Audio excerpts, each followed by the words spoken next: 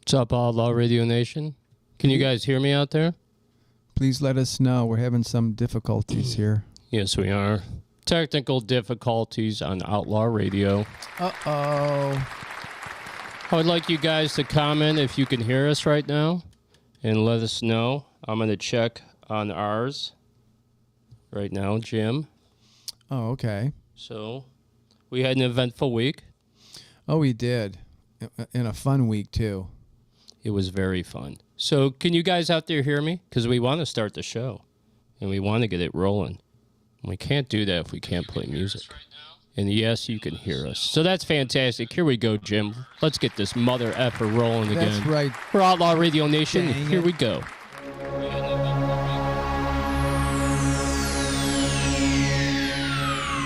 Ladies and gentlemen, may I have your attention, please? The show starts in 10, 9, 8, 7, 6, 5, 4, 3, 2, 1, go.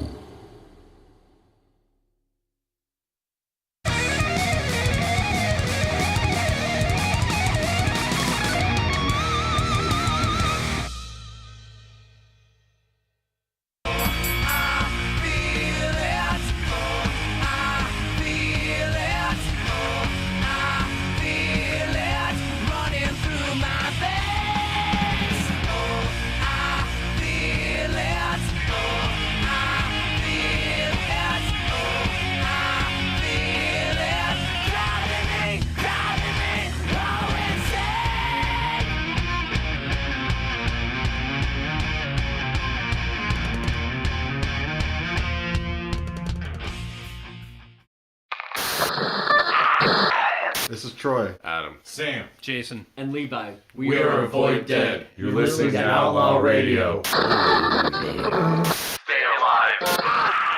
Stay listening.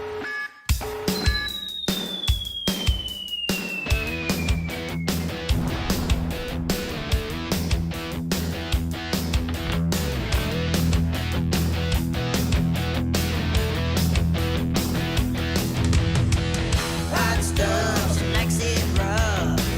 Pyro in high heels. She ought to be committed or else I'll quit it.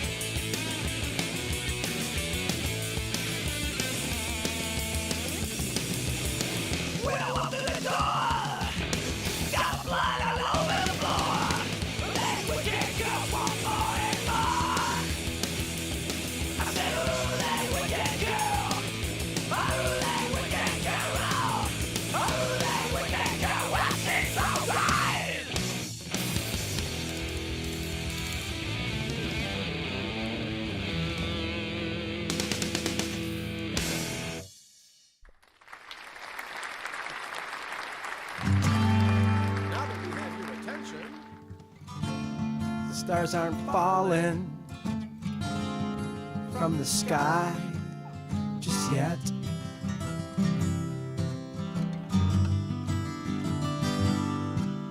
A gun is loaded,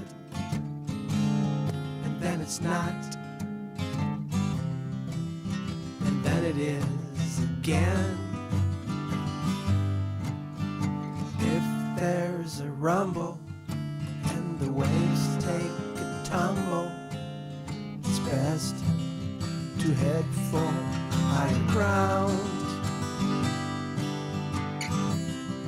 Higher ground. Better head for higher ground.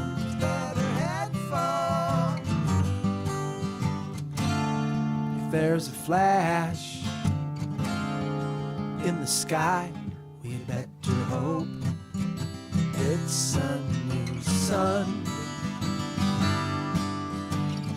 'Cause there'll be no time. There'll be no time. Time to run. Better head for higher ground. Better head for higher ground. Better head for.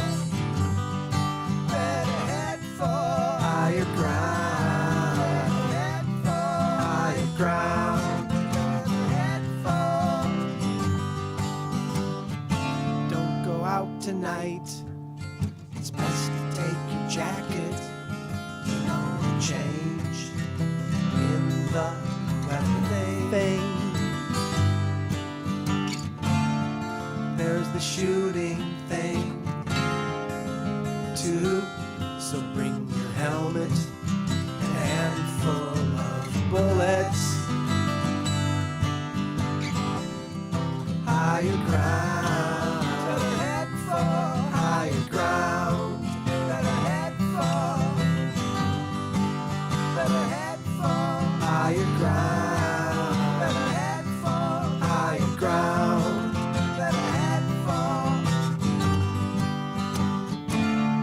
A child is born and another child is born, so there's still happiness to share.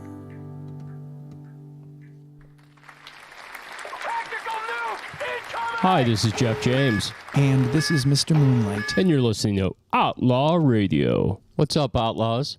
Good evening, everybody. Did you like that show intro? We were just playing with you. Yeah, It was just us screwing around with everything. We planned it that way. yeah, we did. Well, it's Sunday night, Jim. And we're ready to go, that's for sure. We got the sound going. You heard 3 songs right off the bat. And who were they, Jim? One was by me, that last one, called Higher Ground. It's about all the bad things that go on in the world. But, you know, the one good thing is New babies. are always being born. You know, that's for certain. New And then we have prisoners. another one by The Unsatisfied. That was our second song, Yeah. The Unsatisfied. Wicked Girl. And then Diane Baker with her first song. Hot stuff. That is right. Stuff. So we're moving on. All right, so it's Sunday night. Tonight we have special guest Dwayne Farley. He's vice president of AMG Universal. He's going to be stopping in to talk movies, docuseries, new releases, music, and The Unsatisfied. Oh, that sounds great. Always like talking to him. Yes, he's very cool. That's what we have going on for tonight with him. And he'll be in around 8 o'clock, okay? We have the story of the PMRC, Tipper Gore, how she tried to change music forever. So we're going to talk about that. And what does PMRC mean again? Parental Music Control Or something. Parents Music Resource Center. There it is. There you go. There you go. I can't remember. I have to write these things Yeah. down. And, okay, here's a trivia question for you. When was that committee first brought? I think in the mid-'80s or something. 1985. And who was Tipper Gore's husband? It was, who was Tipper Gore's? Oh, yeah, Gore. Gore. Yeah. And here's another one for you. Also, James Baker's wife. And do you remember who James Baker was? Was he the Secretary of State? No, I don't think so. Didn't he get shot in the head? Not that I'm clapping for his Was shooting that in the head. during Wasn't a that ba- James? Was that during a softball game, in Washington or something? I thought that was during Reagan or something. Oh man, When he was like with the president. it's too much to know. I don't know. Are you out there, guys? Our fact checkers for us? Cause, Well, we're glad we have listeners. That's for sure. yeah, we sure do. Who do we have watching the show right now? I'm not really sure. Oh, I thought you wrote all the names well, down. a few. There's Sully. There's Matt Chase. There's There you go. what's the Elisa? What Barrett maybe? Lisbeth Mike Cleveland Barrett. Project. Janine. I don't know if Janine got her package yet. Probably not yet. Did you get your package, Yes. Janine? Hope you did. But if you don't, you'll get it in the. Well, you're not going to get it today. It's Sunday, so maybe Monday or Tuesday. I know it's inside that package. Okay. Also joining the show is Calavera, and she's going to be on our show as a special guest on August 3rd. And she is a real witch, guys. Oh, In the comments section, she's a real witch. that's what we've been waiting for. We have lots of questions for you. Many, many questions. We went to that museum, didn't we, this week? Yeah, I'm actually sporting the shirt that I bought when I was there. Maybe I have some attachments. Maybe that's why the show was crazy in the beginning. I kind of felt funny walking into the place. Is that just me? Probably. No, I think it was all three of us. I think the hair stood up on the back of our neck as soon as we walked in the door. But we're going to get to it, and that's next Sunday. We're not going to give too much away, right? Okay. Can't spill the beans. Yeah, that's right. All right, so tonight's Shenane is going to be awesome. Jim, what do you have for us? I have a bunch of predictions that involve, say, in a make-believe world where Kamala actually won the presidency, okay? So we were talking a couple days ago, and how about let's make some predictions. Let's pretend it's 2028, and let's make some predictions as to what's going on with Harris being president. And it's pretty shocking, some of the things that there are assassinations, there's arrests, there's all kinds of good It's going to be things. bonkers. I heard some of them, and they're actually very funny, so it's going to be crazy. Bonkers. But I think this idea came up with us just, I don't know, maybe we were a little high, maybe. I don't know how we came up with it, but we did come up with it. Yeah, just sitting around. Oh, you know what it was? Because hey, Calvera, here's one for you. I've been making predictions, and they've been coming true, and it's really weird. So I said to Jim, I go, we should make some really crazy predictions and see if any of this in the next 10 years comes true. Yeah, that was a few nights ago. And we had, like, off the top of our head, we had, like, 10 or 15 of them. We didn't write any of them down. No. So I woke up the next morning and I had to kind of try to think of them, and I rewrote some, and I actually did some editing today on some. Well, Matt Guka's out there fact-checking. Here's one for you. James Baker was shot during the attempt on Reagan. I knew it. But he got shot in the head, I'm pretty sure. And then that person that got shot during the baseball game, the softball game, that was some congressman or senator, right?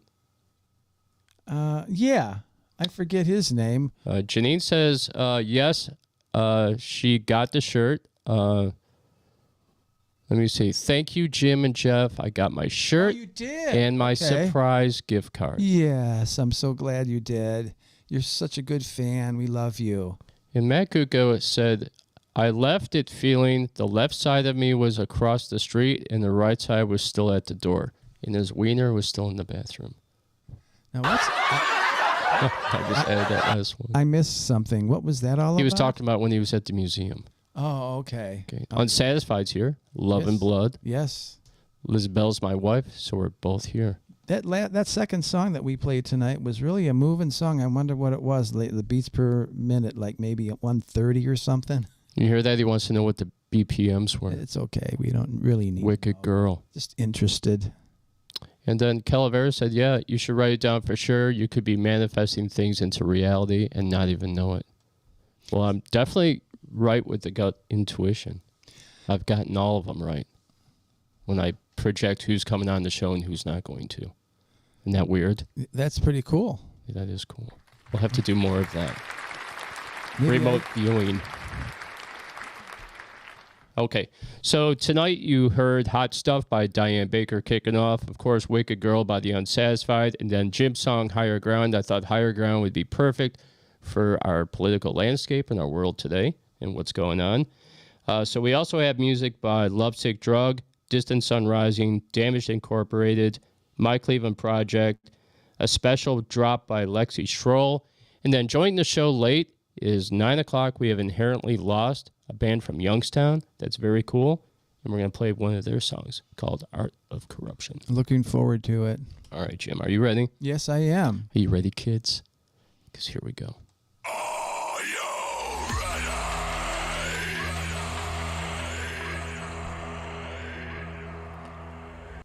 All right, Jim. The news. The news. Here we go. So we had a slight mix-up on shirts and hats on the order. For some reason, I only ordered one hat. And we're going to start off with just two hats because me and Jim want to wear them on the show. And then we'll see where we are with getting orders for them, okay? We're not ready yet to start selling them on a wider level. Not yet, but it is definitely coming. With the website, too, right? We'll need Yeah. that website first. Yeah, that's all going to happen sometime the end of summer. And then, Matt, I do want to let you know we did get your shirt for you, and that will be in sometime this week. And when we see you next, we'll have it for you. All right? Is that Matt Gutka or Matt Chase? Matt Kuka. Matt Okay. Chase already has one. He's Okay. been sporting it. Yes. I saw him playing out live the other night on some photos, and he had the shirt on. Very Thank nice. you for the rep. Cool. All right, so Collapse recently put vocals on a new song with Diane Baker at AudioWorks with Eddie Temeko and Steve Messer. Also met a cool cat named Edwin. We're releasing our version of the punk classic Should I Stay or Should I Go by The Clash. Jim, I love The Clash. Oh, yes, you do. I know. And I'm thinking, Diane might want to head down that road of punk rock. I think she's got the angst for it. Yeah, I want to hear that again. I heard it already. Yeah, I played it for you. We played it twice, and you're like, man, you did this with Eddie? And I was like, yeah, it actually sounds really freaking good. I'm really happy with it. I didn't think they needed me on that because Eddie could do all the parts, and it's a basic song. And he did all the parts. yeah. And The Unsatisfied said, not sure what the BPMs are. The drummer was erratic and an alcoholic. Oh, really? Oh, that's some truth there. And Matt Gutka said he can't wait to get the shirt and wear it Oh, good. until the shirt falls off. Or you have to wash it 100 times because we're going to keep taking you to Take the places shirt that are demonic. and take the shirt off before you wash it. Yeah. Or rub it in salt. I don't know. But, Jim, I thought of a new segment to add to the show. Coming, These Are the Deets. Or maybe we'll call it These Are the Teats. Oh, Something like the Deets. We can give the I have some interest. top three now. Deets of the day. Okay. Okay. Maybe down the road, and we've talked about it with My Cleveland Project, might be another collab with the two of us. Maybe even one with Stadler. You never know. You never know what's going to go on. I don't. All right, so July 27th is our metal show. We have a killer night of angst and rebellion. We have killer music lineup. I'm sure to scare the neighbors for you guys because crank it up. We also have June Lundgren coming. She's going to be talking demons and the dark side, all right? The Zack Attack is back, and the paranormal segment takes Jim, Matt, and I to Buckland Museum, which is this right here. Witchcraft and Magic. Is that on Pearl Road? Was that on Pearl? I'm trying to remember. I can't remember what that was on. Oh. It was But it's off in- Broadview in Cleveland. Okay. And Whatever that street is right there. Yeah. I don't remember. I'm sure Matt does. Matt's our fact checker tonight. Where was it? And I'm going to say this. That was the first vortex I ever felt. There was a weird dark energy in there. I felt like my paranormal senses were on overload.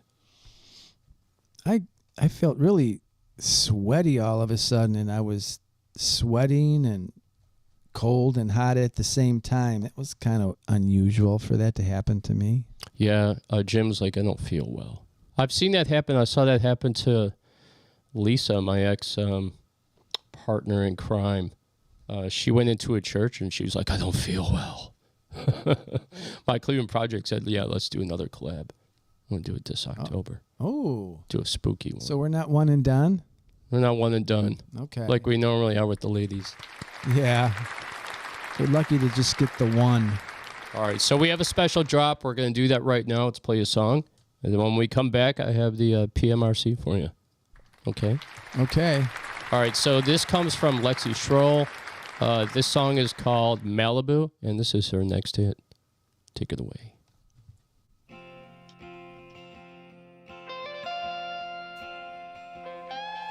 Bought me cheap liquor with your fake ID. I thought you were so cool, and we got drunk on coconut rum. You kissed me at a party in front of your friends, and I wasn't sure of anything yet, but I knew I was hung up.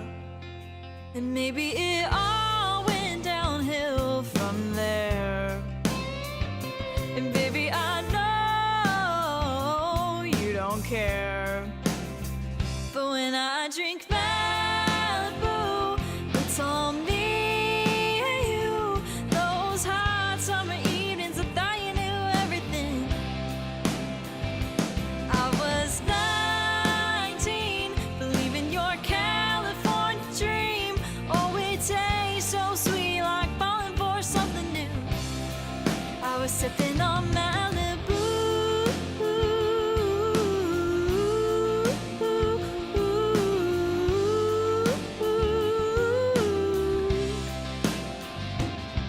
A few weeks later, I was sitting here. I watched you pop a lime in a bottle of beer while the radio played Chesney.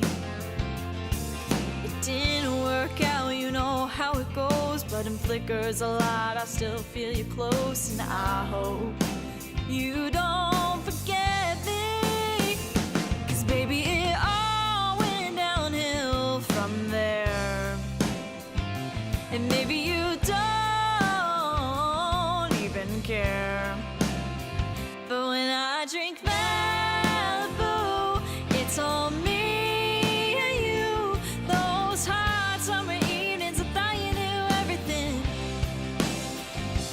I was 19, believing your California dream. Oh, it tastes so sweet, like falling for something new. I was sipping on Malibu.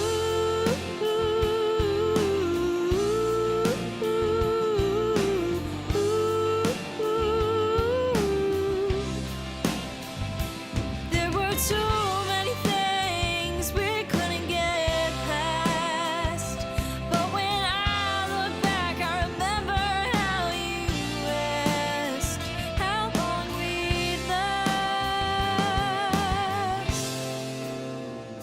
and I said forever and ever and ever, like the burn of cheap liquor.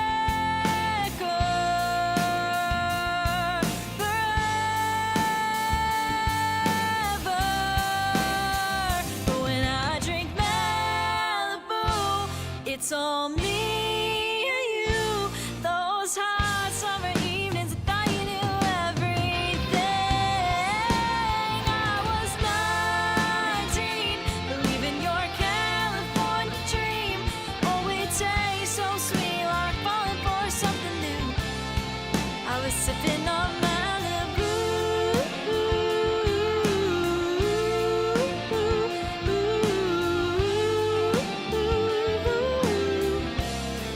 I was sipping on you.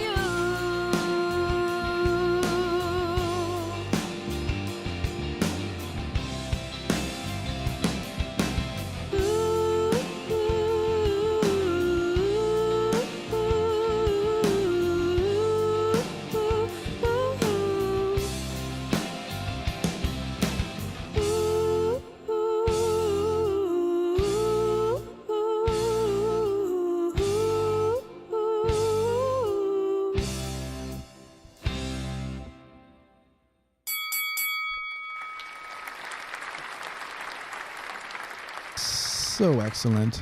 Hell yeah. Lexi Schroll, song Malibu. Not about the place. Such It's a about the nice drink. voice. Not over singing. Yeah, Matt Chase said he loved it. Liz Bell said it was beautiful. Yeah. Saw and loved her voice. Good job, Lexi. I know you're out there listening, and I'm glad everybody loves your song. Yeah. It's probably going to be in the top of the country again. Look out, Matt Chase. Wouldn't that be nice? Yeah, really. He's coming for your title. Oh. Not saying that you're going to get the title. But it's looking good for you. You've been in the top 5 many times. I could see the both of them collaborating in a song, though. Oh, man, that would be great. Yeah. Yeah. Matt, we got to get Lexi to Cleveland so we can have you collab with her. Collabs is where it's all at. And I'll supervise. Collabs. Okay. So the PMRC, you guys ready for this? It's the Parents Music Resource Center, an American committee formed in 1985 to increase parental control over music content. This group was co-founded by Tipper Gore, aimed to label albums with explicit lyrics deemed to have violent, drug-related, or sexual themes. The PMRC is known for its Filthy 15 list of songs and its advocacy for parental advisory stickers on albums. The committee was founded by 4 women known as the Washington Wives, a reference to their husbands' connections with government in the Washington, D.C. area.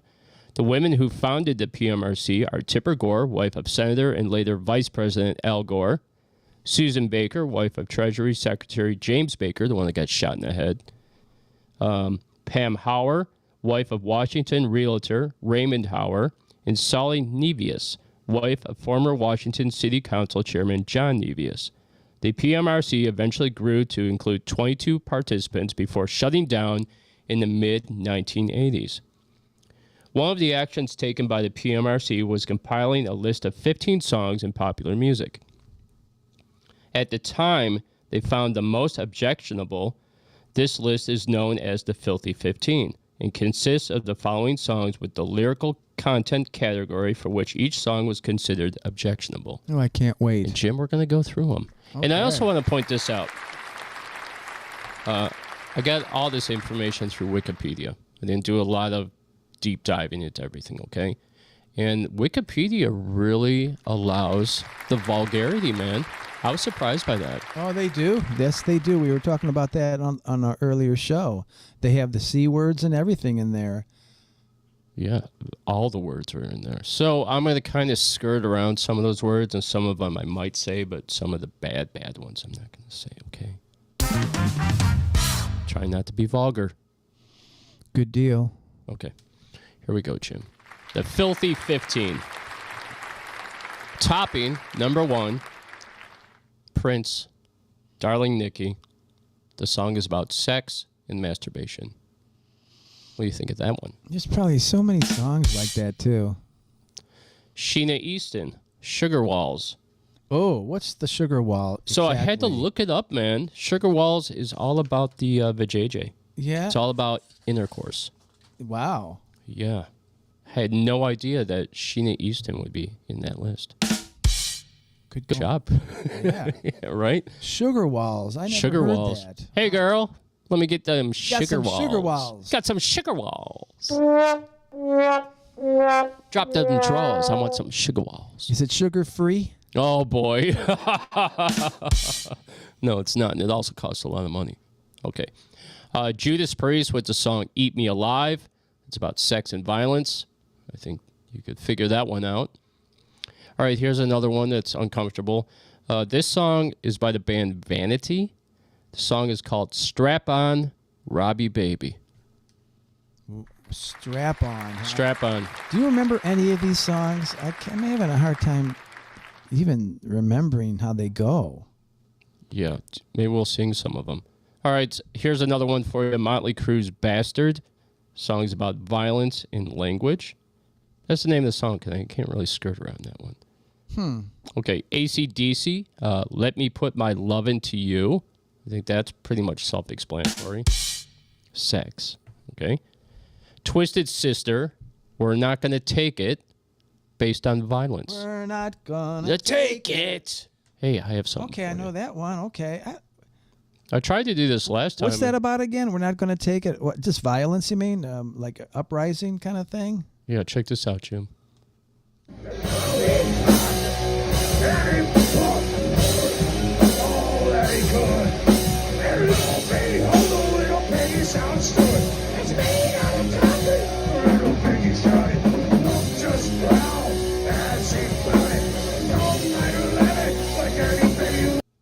Oh, that was supposed to be We're Not Gonna Take It.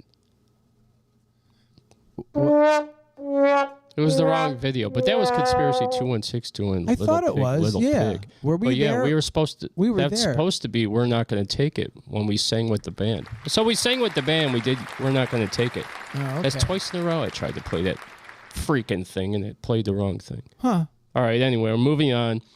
Madonna is at number 8 with Dress You Up. Never heard the song. Don't know what it's about. It's about sex, I guess. Okay, here's another one for you. Wasp. Do you remember that band?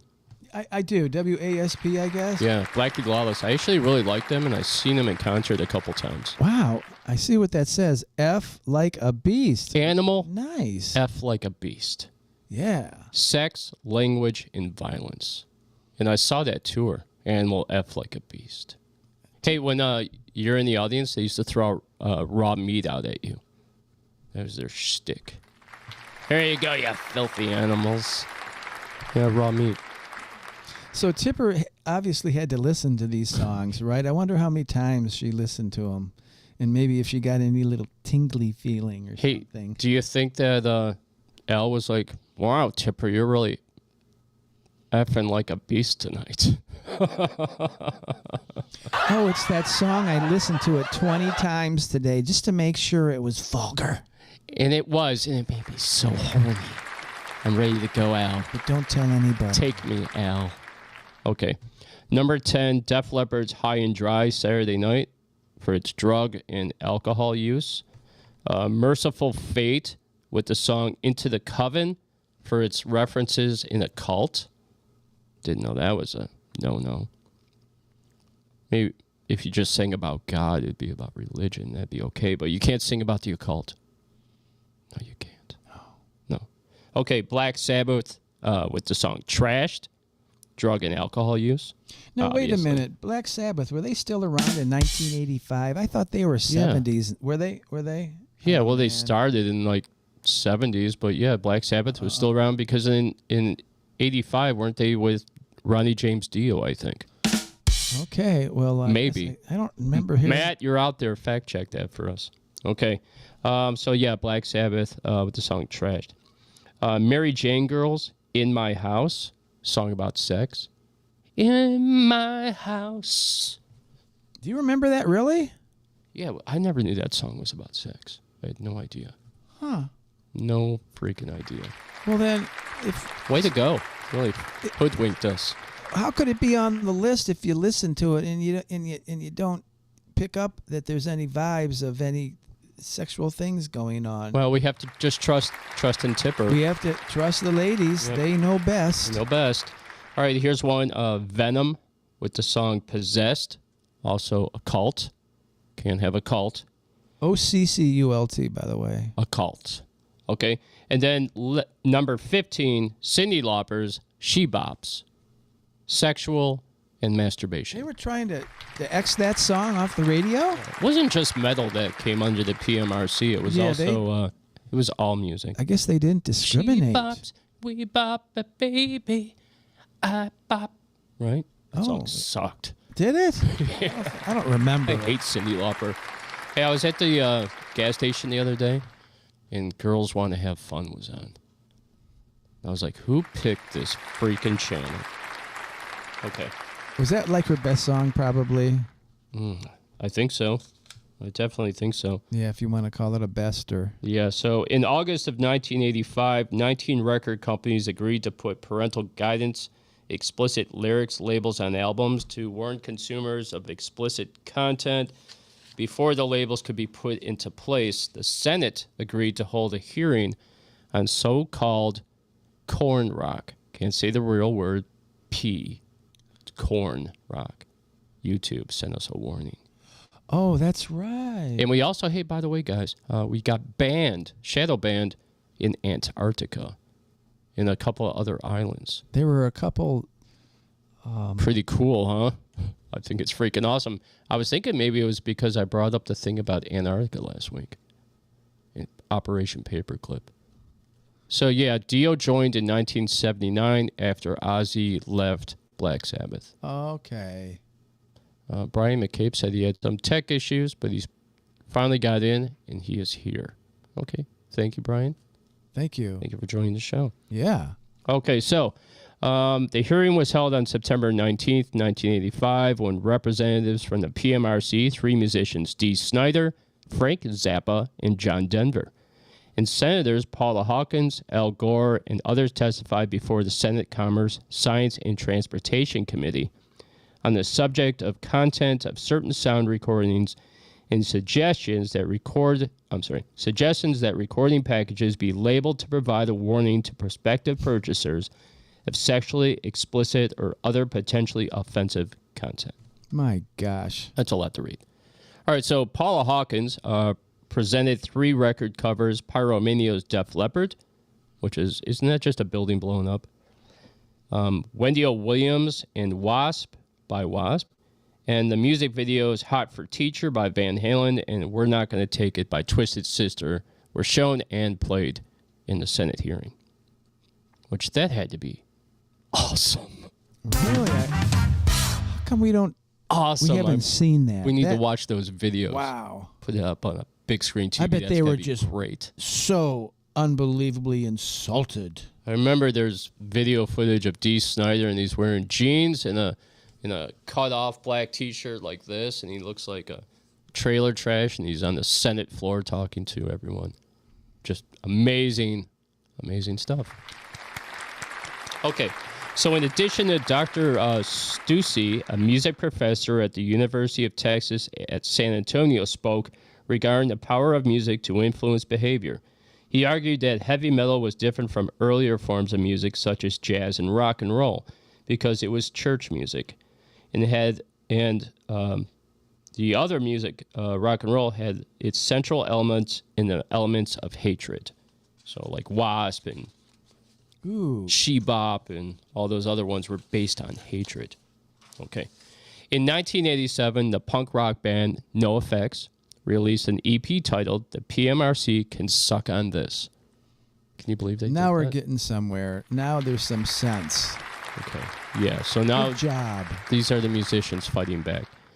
Some prints of Metallica's 1986 album Master of Puppets contained a parody warning shaped like a stop sign that read, "The only track you probably won't want to play is Damage Inc. due to multiple use of the infamous F word. Otherwise, there aren't any shits, Fs, pisses, see you next Tuesdays, MFers, or C-suckers anywhere on this record." They put that out. Good for you, Metallica. Way to be strong. Wow. I did not know that. Here's one that's going to surprise everyone. Todd Rundgren, in 1991, from the non-album song Jesse, featured a verse directed toward Tipper Gore, including the lyrics, "I want to F you, Tipper, because you show me that things aren't the same. Everybody's parents turn out lame. I want to say, F you, Tipper Gore." Good for Todd. Todd Rundgren sang that. Yeah. It was released only as a promotional cassette single, though Rundgren played it live for several years. Okay. In 1990, Kid Rock released his debut album, Grits Sandwiches for Breakfast, with one song titled Pimp the Nation, where he states that Tipper Gore is my highest paid whore, which is a diss regarding the PMRC. That Kid Rock is really rock and roll, huh? I don't know. I don't know about Kid Rock. I'm kind of halfway there with him. Do I applaud? I don't know. I don't know what to do with my hands. I know people loved him. Yeah, Women did too. They just flocked. I had a friend that I worked with that his wife just was bonkers over him. Yeah, he's trailer trash, man. Trash. Y'all trash. Mom said live like pigs. Okay. Quiet Riot's music video for their song The Wild and the Young showed rockers being rounded up and arrested by government soldiers while the members of Quiet Riot escape and perform the song underground. Then the final scene, it says, in Washington, Congress has just passed legislation that requires record companies to reproduce song lyrics on all album jackets. The government has also cited the rock and roll band Quiet Riot as one of the chief offenders in this ongoing controversy. Rudy Rudy Sarzo, the bass player? Rudy Sarzo. He was on our show. Oh, man. So Quiet Riot was We were so lucky he didn't start doing bad things, I guess. yeah, we're safe, man. Oh, man. Mark's safe from Rudy Could have Sarzo. said some bad words or Mark's something. safe. Okay. So it's uncertain whether the tipper sticker is effective at preventing children from being exposed to explicit content. Some citing the forbidden fruit effect, which suggests the sticker, in fact, increases record sales. Philip Bailey of Earth, Wind & Fire said that for the most part, the sticker might even sell more records in some areas. All you've got to do is tell somebody this is a no-no, and that's what they want to see. Duh. Right? I mean, they got together in 1985 and Tipper's going, do you think there's a chance that we're bringing attention to this and it's actually going to make people listen to these songs more? Do you think? Yeah, you know what they called them? They called them the Washington Housewives. Because they had nothing better to do than to come up with this idea, right? It really is pathetic. Okay, so on a side note, Tipper and Al Gore are separated and dating other people. So there you go with their high and mighty grounds. They sinned against God. we'll never hear from them again, hopefully. Yeah. Well, you never hear from Al, and he only comes out every once in a while to talk about climate change, Yes. right? That's true.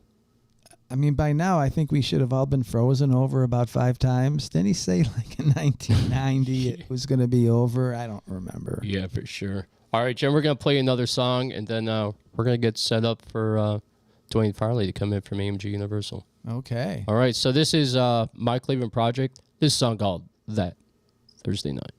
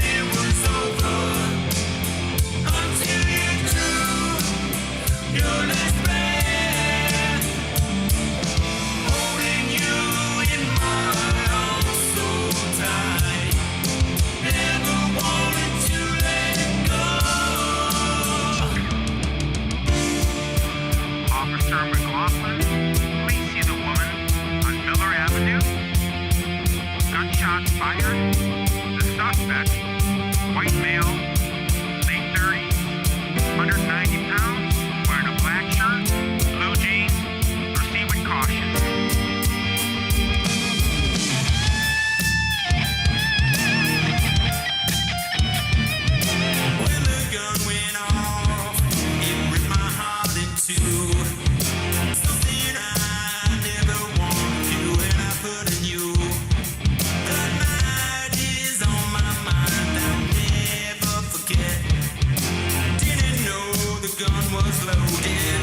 see the threat.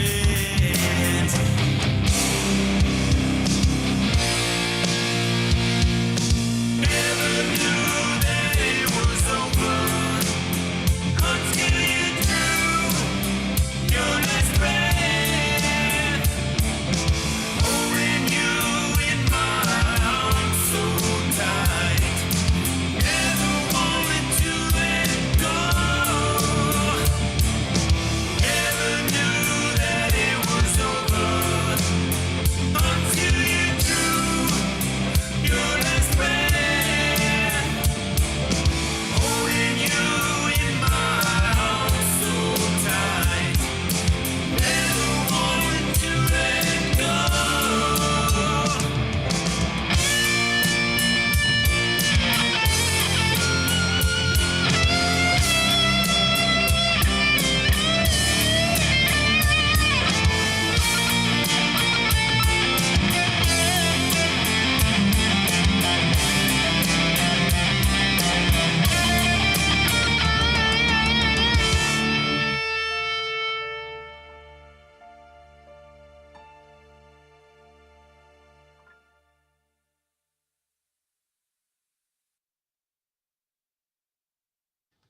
Sorry about that, guys. Outlaw Radio is back. We have somebody very special that just joined us. We're going to get to it right now. I just need 1 second to set it up. And here we go. Welcome to the show, Mr. Dwayne Farley, AMG Universal. Welcome to Outlaw Radio Nation. Hello, Outlaw Radio Nation. Thank you for having me today. Excellent, man. It's been a while since we talked to you. I think the last time was in October, maybe, or around that time, September. Yes, I think that was for, was it Bloodline Killer? That's right, Bloodline yeah. Killer. I saw that too. Yeah, we both watched cool. it. It was very cool. Yes. We had a good time with that. All right, well, I do want to get right to it, okay? How's that sound? Since it is Sunday night, and I'm sure you want to relax before you have to get back to the office tomorrow. Oh, All yeah, right, so- you know, I was at a barbecue earlier, so, you know. It sounds like a Don't good worry. time. I love It barbecue was. chicken, by the way. Just Oh, throwing I it love out there. Steaks and short ribs were for me. Oh, man, that's great. Steak and short ribs. Oh yeah, there's nothing better. Nothing better. All right, Dwayne. Now that AMG has merged with Universal, what does that mean for your company and for the artists that you work with? Well, you know, Universal Music is the largest music distributor in the world. We're excited about it. We're excited very much about it. They have different marketing plans there and promotion activity that we can help exploit our artist clients' music to a wider audience than we had before.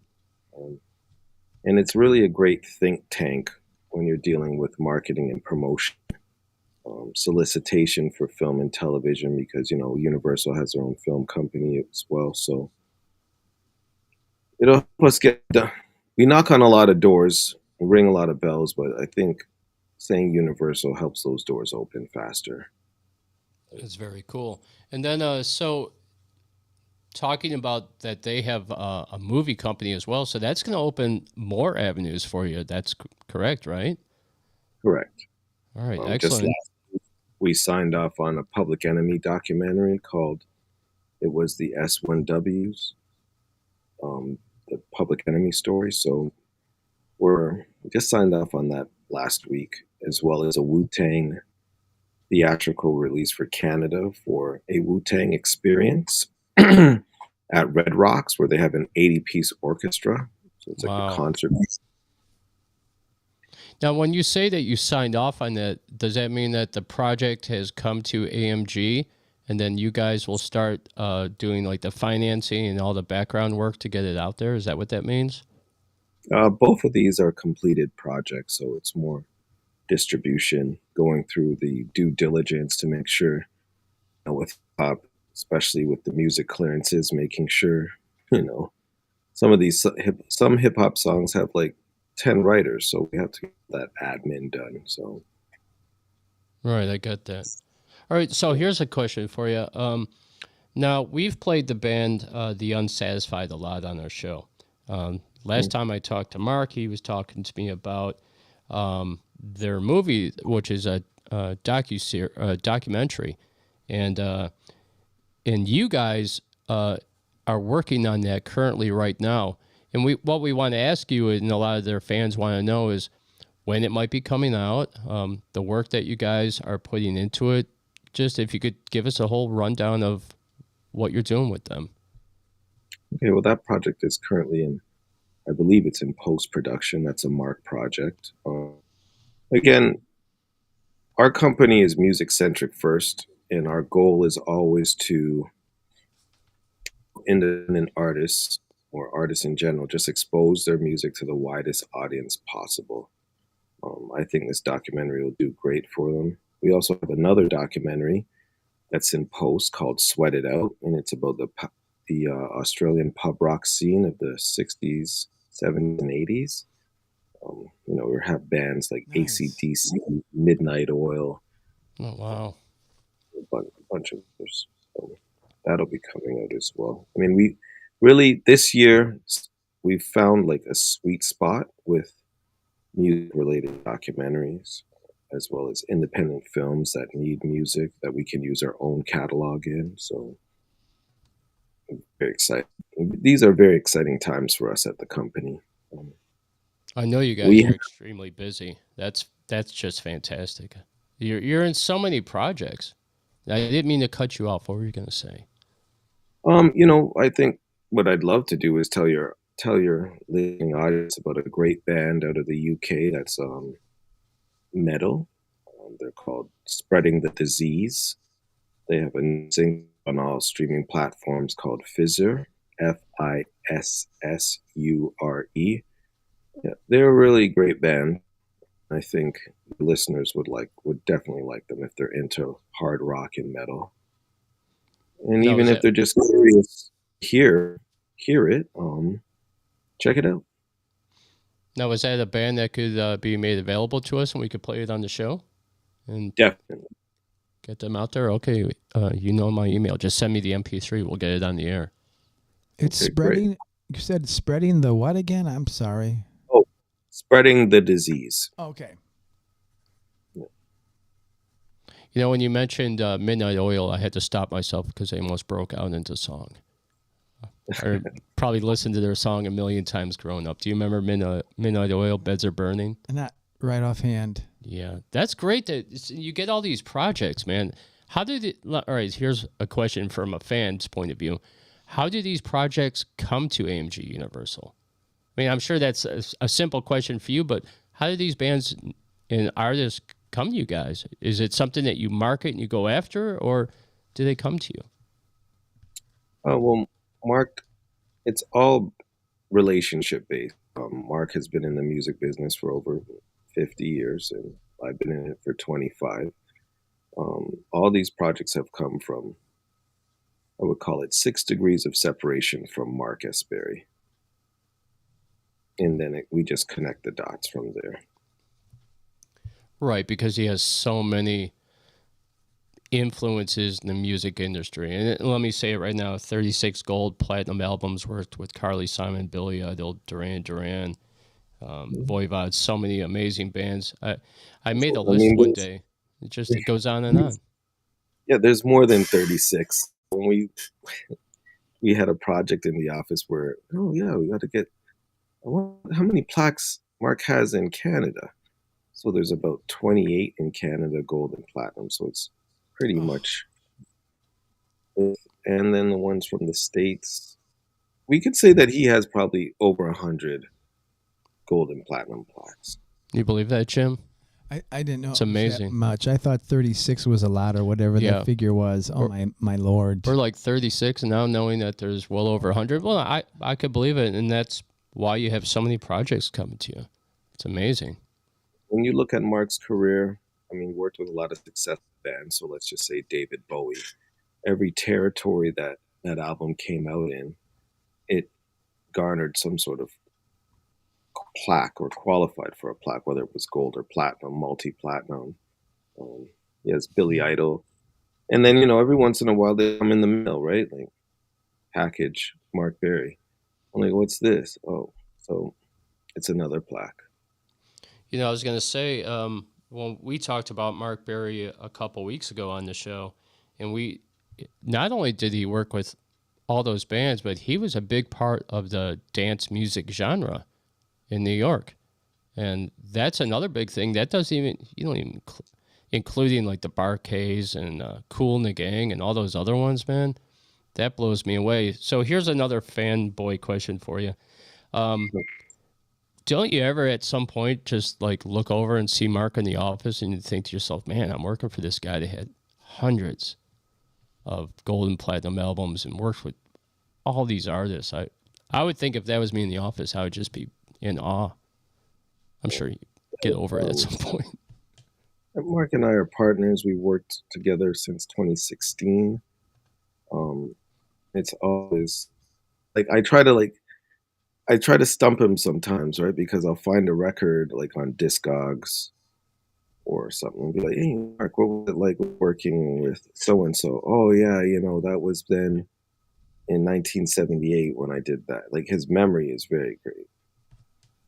So, yeah, I do get starstruck sometimes. And I think even sometimes he's so like cool and calm. Like it's the star stuff he's not starstruck or he doesn't buy into that hype. He just lives a very normal life. But I can see when people come to the office and we have meetings, they're looking at him like, oh my God, he worked with Billy Idol, Cool Gang, a bunch of, yeah, I definitely see it. So yeah, I get that sometimes too, because I'm always curious.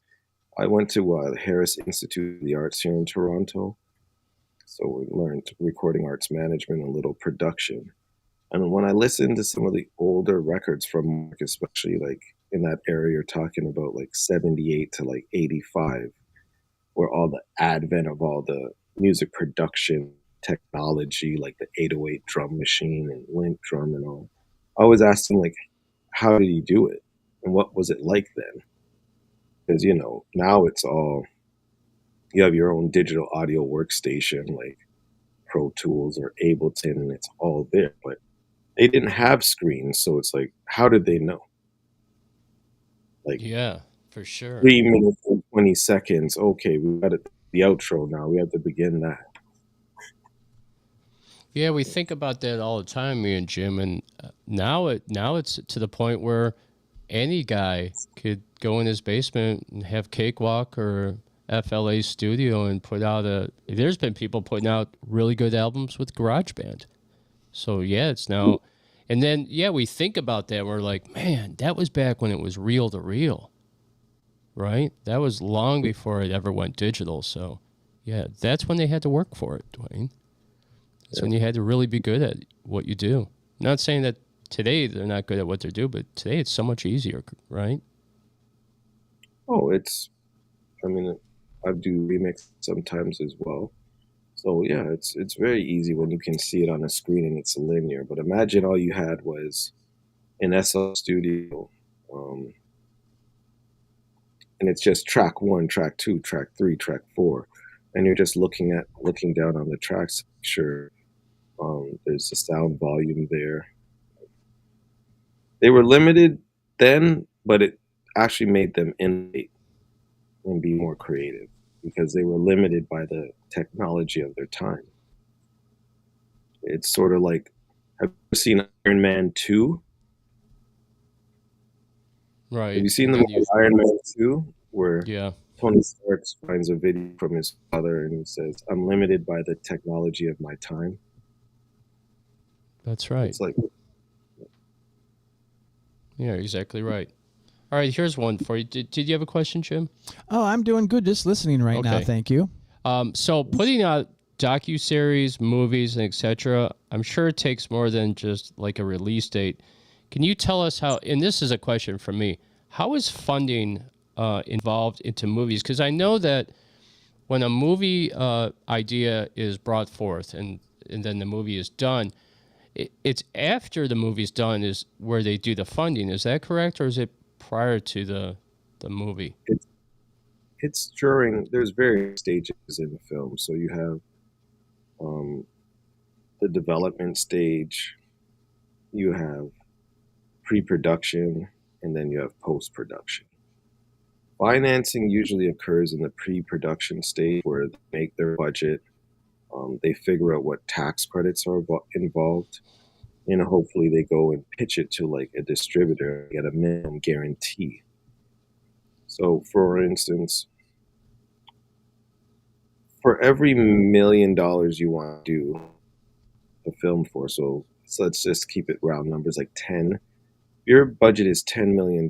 You need probably 3 million in equity, and that helps you secure the talent. Like you go to the booking agents, you say you want Denzel Washington or something. You have to put money down on him. Then you go to the sales agent company that or distributor, and they give you an MG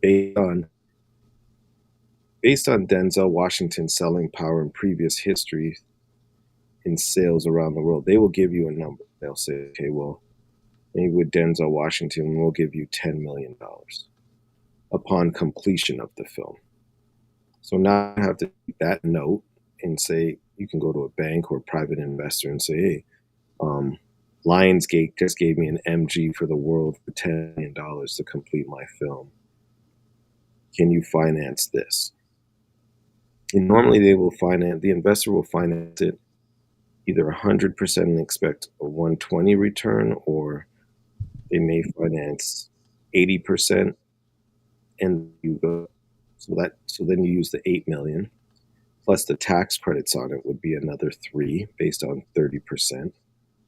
You can get tax credits funded by a bank, or you can actually just go back to the investor and say, can you fund this too, or find another source? So that's how the movies get done. Wow. So when the producer submits the film to the distributor, they hand over it, they review it, of course, and then they hand over the money on completion. Okay. Now, is a lot of that money for funding, do they go to Wall Street to get a lot of that funding through like investors there? Is that? Yeah. There are some companies that are run by Wall Street guys. We work with one who helps us fund our projects. I knew it. Man, how Jim, we need to get Wall Street funding for Outlaw Radio. Yeah, that sounds great. All right, so Dwayne, tell me what's next for AMG. Give us the rundown of basically everything that you guys are working on, especially because, you know, we're in July right now, and we're coming up on August. We're moving into the fall season, and, you know, that's when a lot of movies are released. You know, a lot of new stuff comes out before Christmas time because that's a big selling point. What's AMG Universal got going on? We right now are gearing up for TIFF in Toronto, which is the Toronto International Film Festival. It's the largest publicly run film festival in the world. So we are attending a bunch of meetings and workshops where we talk to people about our projects and hopefully get them signed off. We have the Wu-Tang Project, and we also have Public Enemy. We have film and TV projects at various stages of development. So based on where they're at is what we prioritize for TIFF 2025. And we still have independent acts that we distribute through AMG Universal, through a division of Universal, via Virgin. Like I told you, we have a band there called Spreading the Disease. They're really cool. We have an Australian act called Always Jim. They have some really cool music, and an artist named Ada. Fun fact about Ada, do you know the movie? I'm running a blank on it. Grown Ups. You know the movie Grown Ups with Adam Sandler? Absolutely. And well, she's Kevin Love. His name is Kevin. I can't remember his last name, but she played the daughter in Grown Ups. Kevin Hart? No, not Kevin Hart. He's the guy from Queens. You remember King of Queens? Yeah. Oh, yeah. Okay, I know who you're talking about. Yeah. I can't remember his name though, but yeah. My mom used to watch that show. It's a good show, actually. The daughter, and her name is Ada, and she has some. She's like a pop artist, very cool sounding songs that she has right now. It's a new song out called "Good Day." So you want to check that out. I Okay. will give access to. I'll send you a Swayzeo link with access to all of our catalog. Oh, that's excellent. That'd be great, right? Fantastic. Are you involved in organizing the festival? Did you say it was a Toronto festival that you're having? A Toronto International Festival. So we're not involved, but we intend. The Okay, actor's all right. name is Kevin James. Just so we have that online. That's funny. All the people in our audience started commenting, "It's Kevin James." As soon as you said it, they all started doing. They're slow, so they don't win the prize for today. Oh, very cool, man. Are you getting a? Do you hear that tone? There's a beeping. Oh, sorry guys. You know my computers connect to everything plus my phone, so. Oh, it's all right. We were just wondering if you heard the same thing we were hearing. We thought it was like a one of those warning system things, like tornado incoming or something. Although I heard that in the United States, they're not really using the warning system all that much. Do you guys have a Canadian warning system when you have inclement weather or things like that, or Amber Alerts? Yes, we do, and every time I hear it, I remember another Canadian, Jim Carrey, in the movie Dumber and Dumber, where he asks, "Do you want to hear the most annoying sound in the Oh world?" yeah. They're in the car. Yeah, they're in the car, and he's like, "Guys, guys, That was all ad-libbed, I think, wasn't don't you it? have a radio? Radio? Yeah. Ma, ging." See, I know the whole thing. I'll go on and on forever because I've probably seen Dumb and Dumber a million times. That's funny that you point that out. That's great. It's I'm sure one of my there's favorites. a lot of that stuff going on in the office with you. Does Mark know the movies too? Do you do? Yeah, my movies. We enjoy mafia movies, so we always go back and forth between Goodfellas and Casino. And Very cool. so there's some heated debates in the office about which one's the better movie. Well, between Goodfellas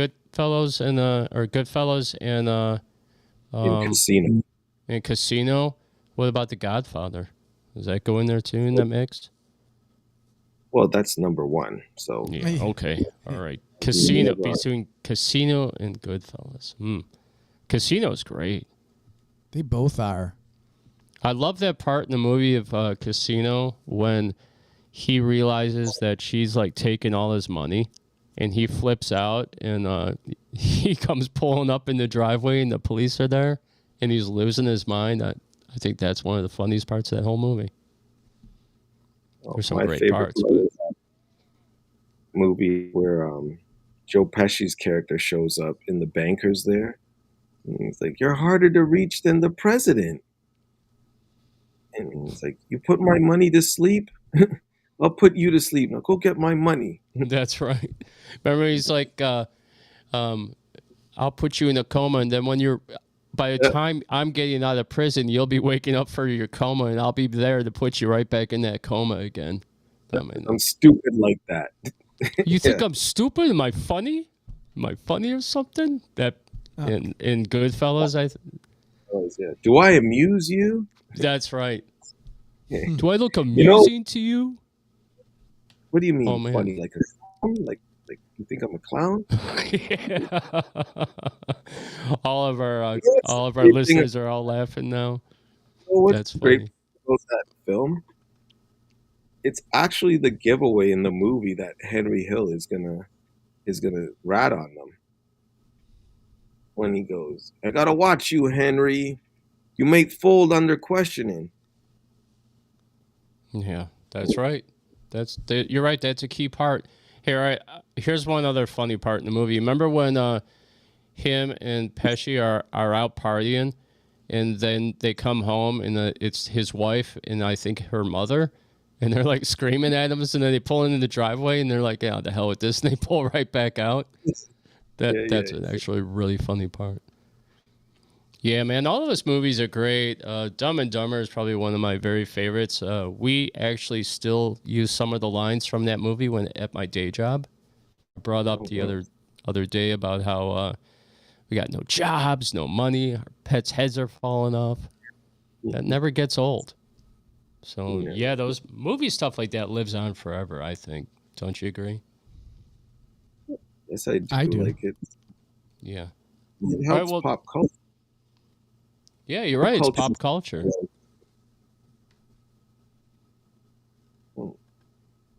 So we have some other projects I can tell you about as well. We have a movie that was written by Ron Shepsick.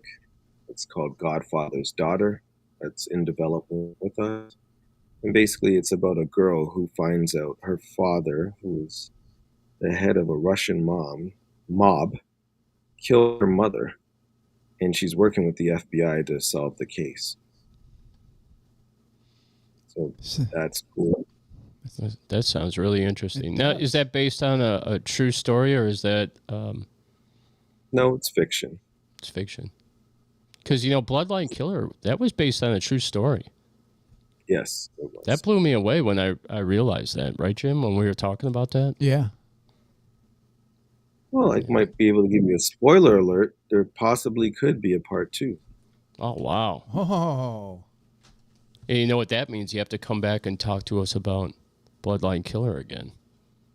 And I know everybody that watches the show pretty much checked it out. And if you guys haven't seen it, check out Bloodline Killer. These guys brought it to everyone. Please do. We also have the Sacrifice game that's still on AMC Shudder. That's right. It's a Christmas horror movie. So that's a great one. It's got positive reviews on that. Is that on Netflix or something? It is on AMC Shudder. Oh, okay. I was just about to ask you this question before I let you go. And this is the one thing I wanted to ask before when you were on the show. Because Shudder is a huge name in the horror movie scene, right? There's other ones as well, like Rob Zombie's. And I know you worked on something with that project. I think Rob Zombie, correct? In his movie? It may have been one. Okay, maybe Mark then. But how long have you guys been with Shudder, and what's it like to work with Shudder, getting all these really cool movie genres? That's the one question I never got to ask you when you were on the show the last time, and I wanted to bring it forward today. Well, what's amazing about working with or working in film is that horror is its own genre, which has various avenues for distribution, right? And it's got a huge following. So when we AMC is, of course, a huge network. They have their own horror platform called Shudder. So I think for Sacrifice to be even picked up by Shudder is great. It really helped with the promotion of the film. And, it came out in December of 2023. And despite that, it was named the third best independent streaming horror film of 2023. And it just came out in December. So being backed by someone or having a relationship with a AMC via Shudder or Amazon Prime, Netflix, Apple TV really helps expose the content to a wider audience. Yeah, you're right. The wider audience, that's what everybody's looking for, man, is the wider audience. And that's what we preach all the time. Well, Dwayne, I want to thank you so much for joining Outlaw Radio Nation today. Best to you, best to Mark, AMG Universal. And you have a fantastic evening. Have a good evening. Well, thank you. So much. Thank you for having me once again. I really appreciate this. I think very highly of the show, and despite it being a Sunday, I made sure I came. It was good connecting with you again. Yes, sir. Thank you so much. We got some songs too cooking. Yeah, we're working on some stuff. We'll be sending it over to you, and make sure you send us that song so we can play it on our show. And Jim, what was the name of that band again? Testing Jim right now. Spreading the Disease. There you go. Spreading the Disease. We're going to bring that to you, and we're excited about that. All right. Thank you so much, Dwayne. You have a fantastic evening. And you take Yeah. care. Thank and all you. the best to your viewers. All right. Thank you so much. And you have a fantastic evening. AMG Universal's Dwayne Farley. Hey, man, they just do amazing work, don't they? They really do. They're so busy. Amazing, man. Involved in hundreds of gold records or platinum and stuff. We thought it was like in the 30s. Yeah, Hear 36. that it's in the hundreds. I mean, No, I'm blown away by that. And he calls us and talks to us, and he treats us like real people too. I mean, it doesn't get to his head, obviously. I think if it did, he probably wouldn't be around. But Yeah, the 'cause guy you guys- knows how to handle himself. You guys, this is a $1 billion corporation, AMG Universal, working with Unreal. Shudder movies and all these great movies, these docuseries coming out, Wu-Tang Clan, Public Enemy, The Unsatisfied has something coming out. You can't get any bigger than AMG Universal, and those guys are so normal and so cool, and it's great to talk to them every time. Well, their success, they're going to have great success with Universal, and it's to the loss of Sony, I guess, right? Yeah, I guess you Bye. move on. Everybody offers something different, Wonder- and they like what they got with Universal. So let's rock it out. This is DSR with the song Black Sun, and we'll be right back. We're Outlaw Radio. All right. Hi, this is Jeff James, And this is Mr. Moonlight. and you're listening to Outlaw Radio.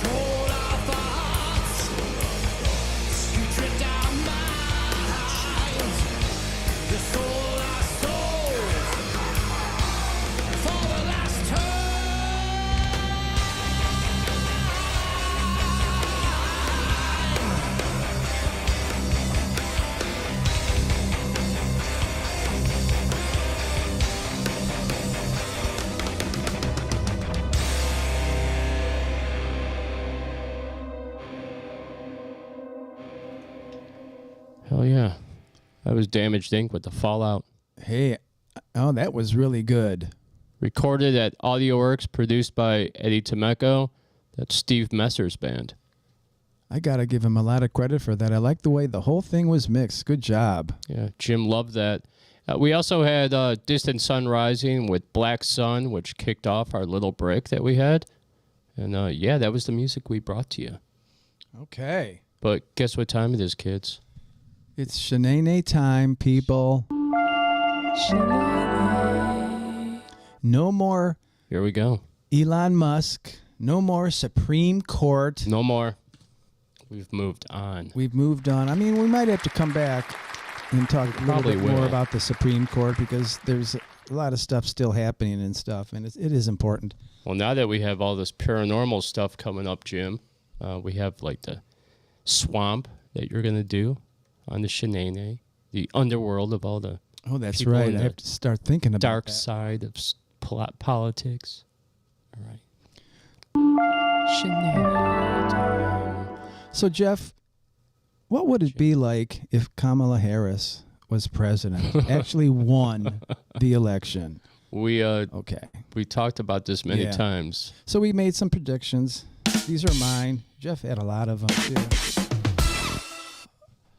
So let's pretend this is like sometime in 2028, in the fourth year of President Harris's presidency. Of her kingship. Yes. Well, she'll be the first president ever voted in to be able to do a decade. So these are predictions. Okay, the Supreme Court has refused to overturn the attempt to close and shut down ASAID, saying it was unconstitutional to do that, and it isn't even necessary to monitor where the money goes because it all helps Americans. That's a good one. As we all know, ASAID, that's been pretty much shut down. So if she won, it would still be open. We wouldn't be the wiser for anything. That money would just be pouring out, and it would be unknown. Hey, Robert Solon said, you need to have a disclaimer that this is not real or you'll have people freaking out. Well, guess what? If they can't decipher that this isn't real, then I don't know how many more times I could say it, but Yeah, these are predictions. Okay? these are predictions, and if they can't decipher between reality and that, then we're in real trouble. Just pretend this is a Saturday night skit, I guess. Yeah. Okay, this is your disclaimer. We're Outlaw Radio Nation, and these things that we have predicted may not come true. There you go. Okay, per CNN, since Harris became president, our national debt has gone up from approximately $30 trillion to $65 trillion, with the debt projected to increase over $10 trillion in the next year. It's all that spending. All those concerts. Here's another one. The House of Representatives has recently passed a bill increasing funding for Planned Parenthood to $100 billion for the next 5 years. This will fund plans to open 50 new Planned Parenthood facilities in all 50 states and provide free health care for women. That's actually a good deal for women. Yeah, it is. They're probably all great deals for women, though. It has been reported by the Justice Department there is a projected 200% increase in arrests of all people protesting Planned Parenthood and abortion. Okay. It is projected over 3,000 will be arrested for the unlawful Planned Parenthood protest this year, which includes a mandatory 5-year prison sentence and permanent loss of any voting privilege. So you don't want to... You're not allowed to protest anymore. Yeah.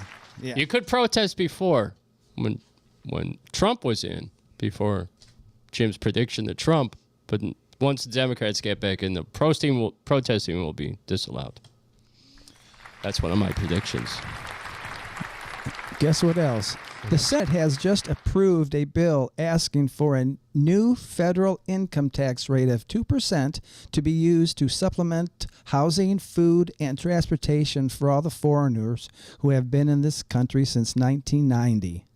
Foreigners are exempt from this tax assessment. The new additional income tax rate will go up from 3% to 5% rate. Of course, this is in addition to all the existing taxes we are paying.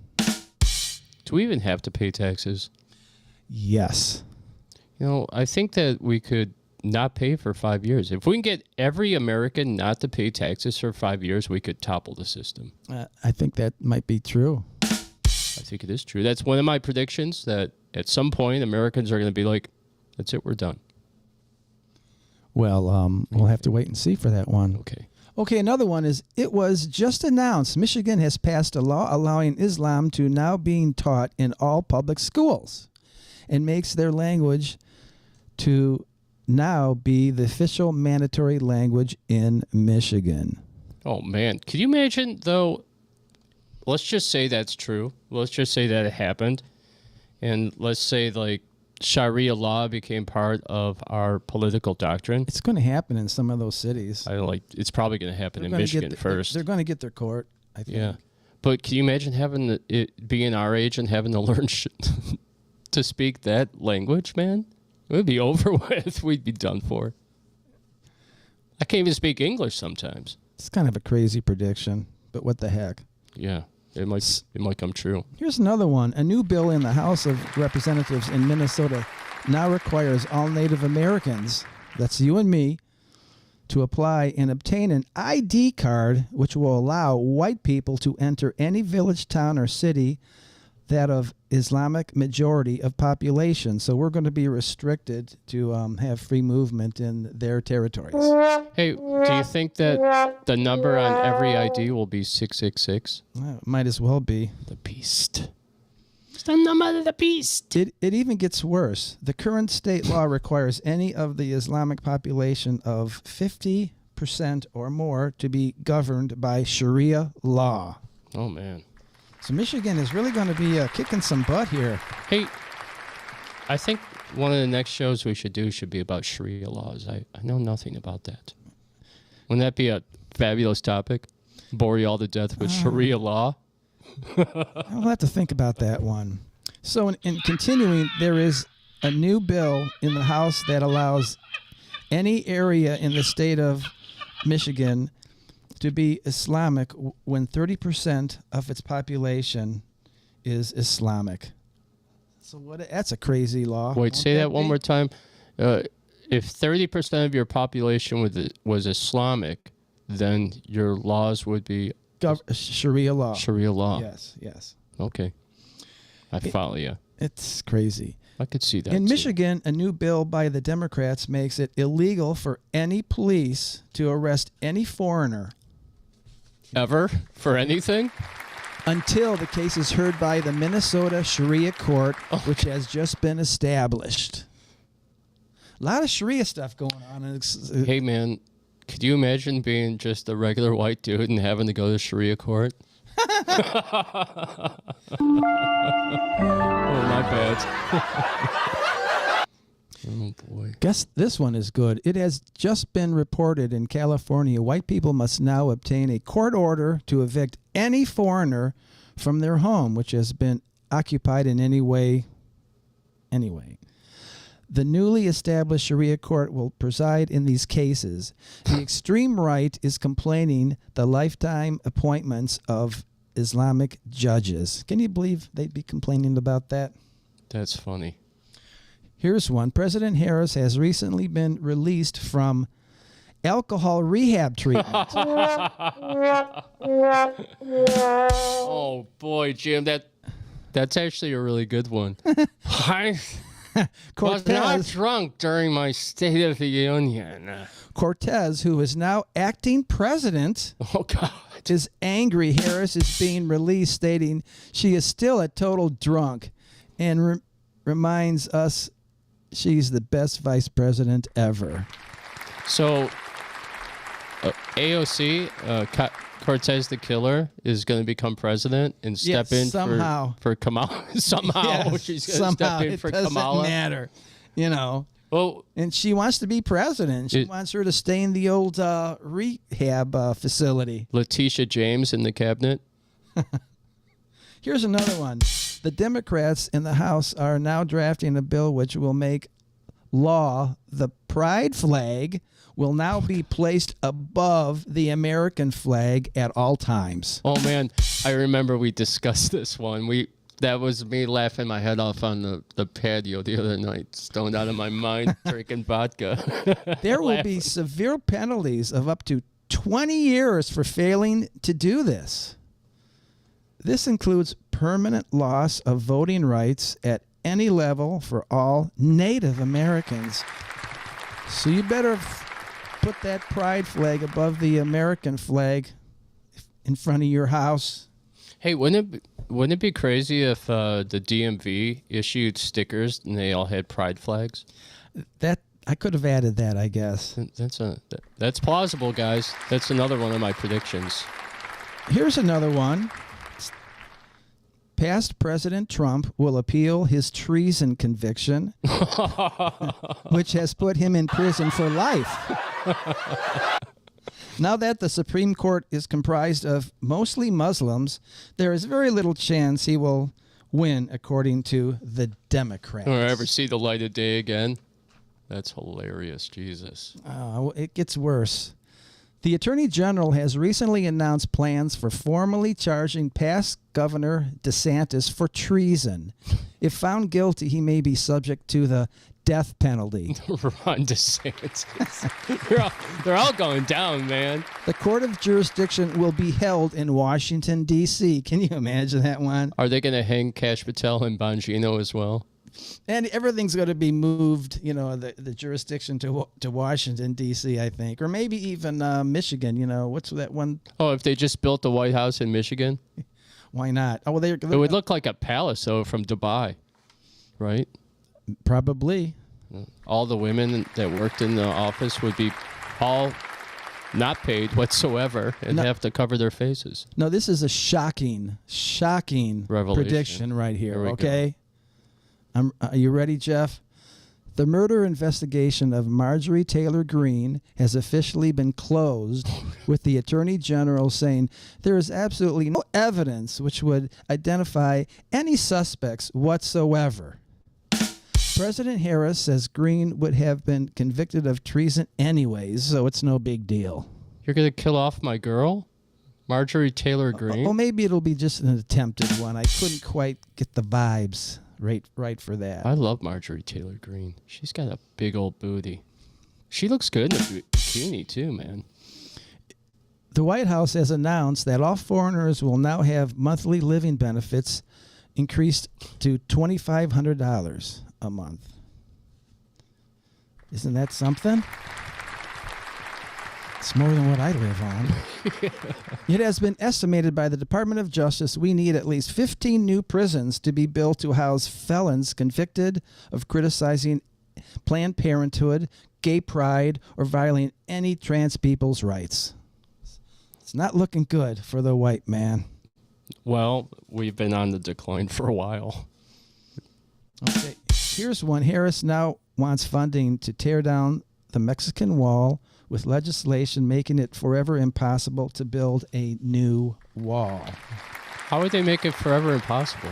I don't know. That's That's one of the predictions. it's just Technology, I guess. I don't know where that came from. The House has just passed a bill allowing a $100 billion payment to China and North Korea in exchange for their promise not to invade Iceland. The USA must also agree to allowing China to acquire at least 50% of Iceland, or is that Greenland? I don't know. Did you know that Greenland is ice and Iceland is green? Is green. Yeah, it's like the opposite. It's an oxymoron. It's kind of funny. It's the opposite effect. The Department of Foreign Housing Development will complete the rebuilding of the Palisades, California fires next year, which now includes 100% low-income housing to all foreigners. The Supreme Court refuses to hear the people's case, which is the citizens of Palisade versus California, saying the alt-right doesn't have the right to any land or compensation for their loss. Is that the far left right? Is this going to be a new party? The far left right. Yes. That's fantastic. Oh, I have some more here, so we'll keep going. The Supreme Court just decided a case confirming the right of Puerto Rico to become the 51st state, which will be used as temporary quarters for foreigners waiting to enter the U.S. mainland. What number state was that? The 51st. Okay. Puerto Rico. It's finally going to be there, and they're going to be like the new. What's that thing in the Statue of Liberty? What island is that where they went there to? Yeah, now it's going to be in Puerto Rico. What about the Gulf of America? How many people do you think I'm pissing off right now? This is all bad humor. We okay? have no listeners right now. Yeah. You're like, is there a minus sign in front of that number? We have minus 15 listeners now. It has just been reported that Elon Musk's deportation order is valid and must move to South Africa to help all the black natives living there. oh boy. Now that's really going to get me in trouble. Yeah. Your goose is cooked. Your goose was cooked 20 minutes ago. He can't help the white people there. No. There's no helping us. If they're not white, then what else are they? Okay. The House has rejected a bill allowing any relief for the victims of the 2023 hurricanes in South Carolina and any other state damaged by the storm. So there's still no money for those people. There's still no FEMA. But Trump made a new FEMA.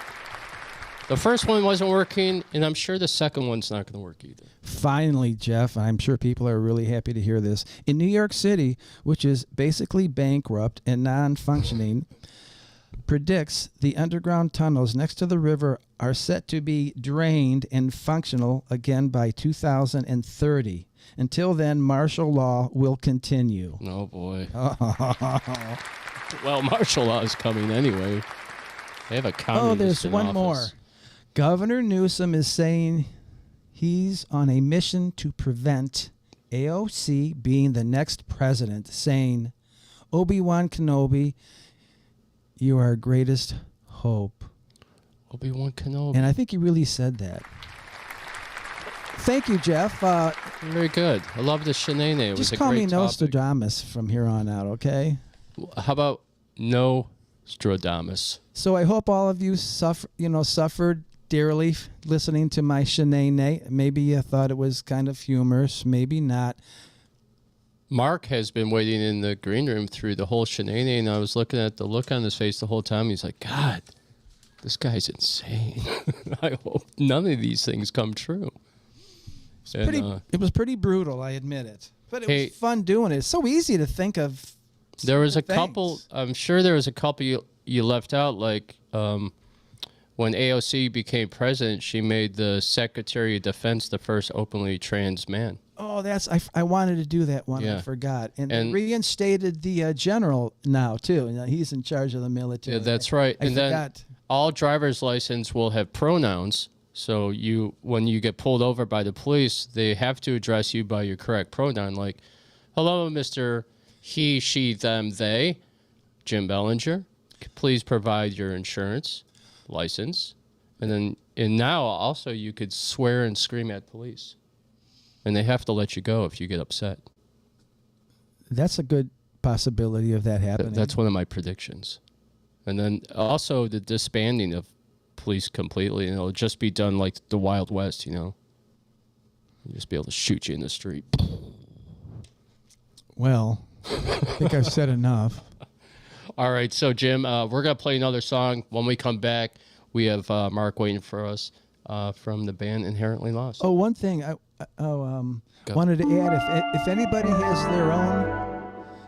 has their own prediction, who's listening to us, if we still have any listeners, write it into us right now, and we'll add it. When Sully said to me, when he said to us on here, and he's like, hey, you have to put a disclaimer that none of these things are real. It reminded me of when they did the radio broadcast of the UFO landing and attacking Earth. Remember all those people freaked out? Yeah. I could see that happening. Right now, people are scrambling, looking at YouTube to see your predictions, Jim. Okay. Wouldn't it be great if a lot of these predictions did come true? And then At least partially or something. You know it's going to get worse here, just like it is in Europe right now. Even Spain is going nuts. Spain's going nuts. And then I had heard news that they're done with dealing with Sharia law in the United Kingdom. There's going to be an uprising there as well. And I think Poland is... Hey, let's talk about Poland for one quick second before we play a song. All right. But Poland doesn't put up with any of that stuff, man. I was listening to their, I don't know, prime minister, king, whatever they got over there, president. That dude was like, if you come into our country, we'll shoot you. Yeah, they have armed guards and stuff like that. But, I read another article that said it's not all gravy over there in Poland right now. They still have tons of foreigners that are in the country that are causing problems. And so it's not utopia there yet, but it's the closest thing to it in Europe, I think. And let's talk about this real quick, too, before we play this tune. Hypocritical, right? Poland denounces Russia, yet Poland gets all their oil from Russia. See how that Poland works, does? Yeah. Oh. And Germany. And you see how that works is like they'll denounce Russia and say, oh, they're bad and they're evil and blah, blah, blah. And then they turn around and they buy goods from them and they do trade and the whole bit. So but they don't have a choice, though. And Germany doesn't either. Germany, do you think they love Russia? No, but they need their oil. They should just buy quadruple the price from us. Who blew up that pipeline from Russia? Wasn't it? Who was that? Wasn't it us? It was Israel. Oh yeah. I don't know. I'm throwing that one out there. I don't know if it was Israel. Don't quote me on that, man. That had to have pissed off the We're just the pissed off Germans, everybody. though, right? Losing that supply. I wonder what they did to make it up.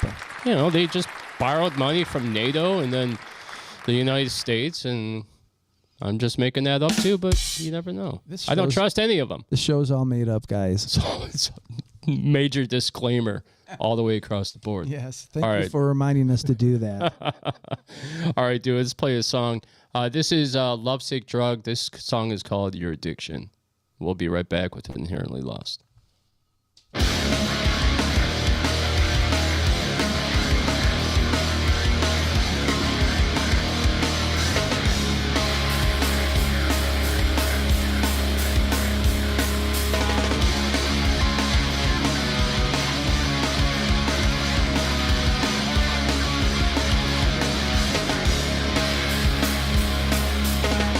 See you walking down those ideas in your head.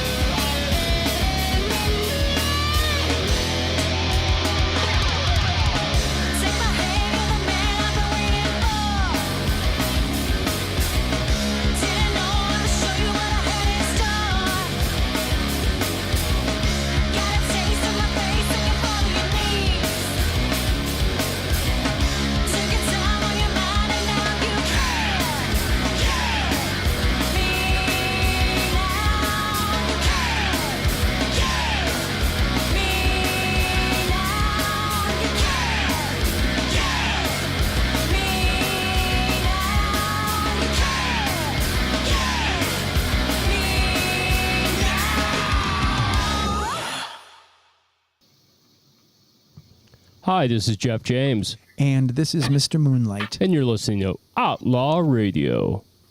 We are back. We're Outlaw Radio Nation. We have somebody stopping by, a little late night for us. And I have to mention, the background is very cool. Love the spaceship look. Oh, yeah, that is really cool. Welcome to the show, Inherently Lost. Thanks. Can you hear me? I'm on here. Yeah, Oh. man, we can hear you totally fine. All You right. sound great. And we love that background. I saw you change it while we were talking. And, Yeah, it's like Google stock. yeah, we like that a lot. We used to use backgrounds like that when we first started the show before we went with just the black background. And yeah, we used to use those backgrounds, and you could always tell because you could see the little like wave in it if you go too far back with it. And me and Jim used to call it the LSD backgrounds because we looked like we were on drugs and we would just fade in. Remember, we'd just fade in and out, Jim? Yeah, those Watch are me disappear. the good old days. The good old days. So welcome to the show, Outlaw Radio Nation. This is Inherently Lost. Welcome to the show. Very good. Yeah, we play your music quite a bit, man. Thanks. You are from the town area, correct? Yeah, we're centered around there. We're not. Actually, none of the band is actually from Youngstown, but 3/5 of us live here. We have a member out near Pittsburgh, and then another one up in Akron, also. Oh, very cool. And let me ask you this question then. We ask everybody this question about their different music scenes. So I assume that Youngstown, you probably play a lot of shows in Cleveland. You probably go out to Pittsburgh. You're Right. in Pennsylvania doing shows, and then you're in the Youngstown area doing shows and stuff too. So you get around quite a bit, right? You guys are Yeah, it's playing basically shows in different areas. Yeah, and for us, it's like an hour either way, so it's a good market.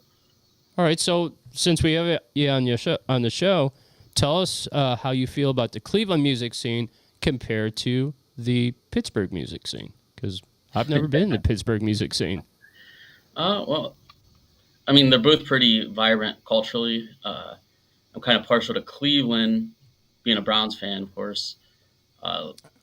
Lately, I'd say there's a place called the Preserving Underground in Pittsburgh that's having a lot of shows that are skipping Cleveland for whatever reason that is. I don't know if it's because they're playing Ink, or it's in their contracts so they have to wait so long. So really, most of the shows I've been attending have been in Pittsburgh as far as metal goes. But yeah, universally, there's always the good hardcore scene in Cleveland. And, Yeah, you're right. It's a big metal scene in Cleveland for sure. Hey, all right, so here's another one for you, man. And I've mentioned this a couple times to Jim, and trying to nail down your sound, okay? So to me, it's definitely metal, hardcore, but then you throw in female vocals to throw it all off for us. And we try to come up with a term for your genre every time. How would you describe it? well, I mean, each song is different, so it really depends on that. But this is gonna be like a long list that I'm about to say. But for Go me, for it, man. it's That's like why we're here. it's like industrial, melodic, progressive black metal, sometimes symphonic metal, which comes with female vocals because she's influenced by like Epica, Nightwish, stuff like that. So that any song could be around that range. But if you heard only one song, like I'll take Intoxication of Pain, that's definitely more like a rock song. It only has some heavy vocals backing up. If you only listen to that and then never listen to anything else, you'd think that we were like a rock band. And then the next song you hear, it could be Unraveling Sanity, which I dubbed industrial core. If you listen to that song, you'd be like, what the fuck? Is this the same band? Just like. Well, that's cool. That's really good to sound different. Yeah, we talk about that all the time. You guys have a unique sound. This is what I say about your sound. It's like hardcore metal. All right, let me back that up.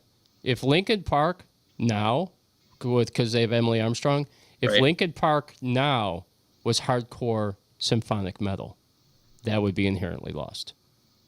What do I you can think see about that. that? I can see that.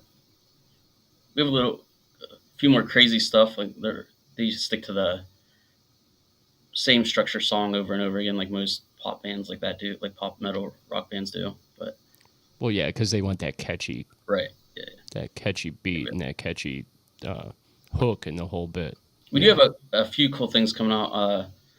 The music video we just released is Art of Corruption, which is the title track for the album that we're going to release. And it has three of the singles we already released, one more that will be released with the album, then 4 songs off of our EP re-recorded.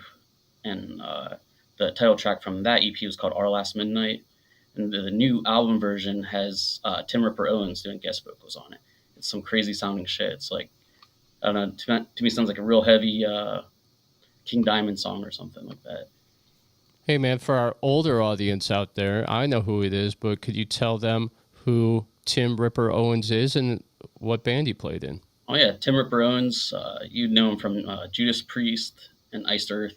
It's probably the 2 biggest ones. He's touring right now as his own version of, I think it's KK's Priest, where they play all those songs that he was part of during those few years.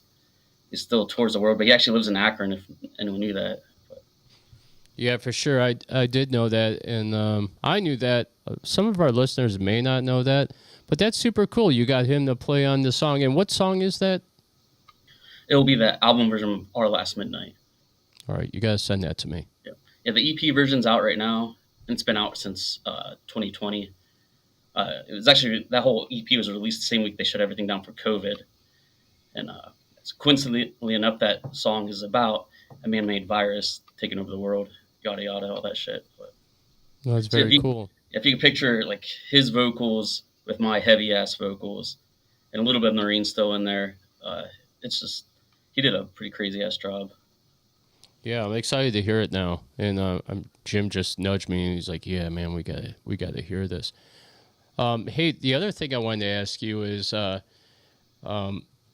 song that you brought up, "Art of Corruption." So is that going to be the name of the album, "Art of Corruption"? Right. Yes. And then there's also a song called "Art of Corruption." Ironically, we chose to play the song "Art of Corruption" for today. So when we get done with this interview, we're going to play that song. So since I brought that up now, tell us about that song and the idea behind it, and musically the idea behind it, because it's a little bit different. Musically, it wasn't even going to be a song. I wrote the intro, you hear with the cathedral sounding stuff, and I transferred it to guitar, and I was like, oh, it has something. And then between me and the guitar player, we sat down, wrote the rest of the song. All the lyrics Noreen wrote, and then we arranged those accordingly. And the meaning of the lyrics is more of just being, it's from like say like a soul sucker, a vampire, something like that, corrupting you to go with them. And in a way, it kind of has a dual meaning. Also, if you look at the name, there's a lot of I don't know, like a few books by Donald Trump and Nancy Pelosi. They all released books that were like art of, whatever it is for their own books. So it's like all of that all together, but that's mainly what it's about. Just being convinced to go with like a soul sucking vampire. I've dated a few of those girls. I like to call her my succubus. Yeah. Hey, you brought up Nancy Pelosi and Donald Trump. What do you think of Jim's shenanigans today? It was interesting. Interesting, right? Yeah, I think it's good to just be able to, talk about anything, without anyone getting offended. Oh yeah, we like to call ourselves equal employment distributors of hate going always. Absolutely, that's how it should be.